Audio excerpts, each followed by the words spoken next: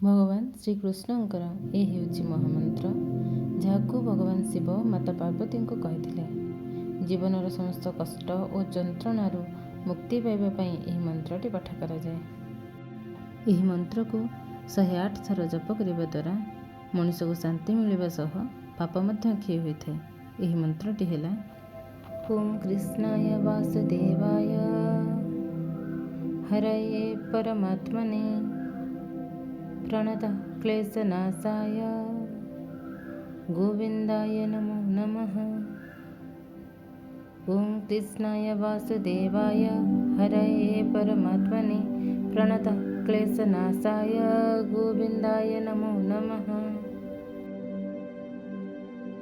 अर्थात ମୁଁ ସେହି ବାସୁଦେବ ଶ୍ରୀକୃଷ୍ଣଙ୍କୁ ପ୍ରଣାମ କରୁଛି, ଯିଏ ପିତା ବସୁଦେବ ଓ ମାତା ଦେବକୀଙ୍କ ପୁତ୍ର, ଯିଏ ଗୋପାଳ ନନ୍ଦଙ୍କ ପୁତ୍ର ଓ ନିଜେ ମଧ୍ୟ ଗୋବିନ୍ଦ।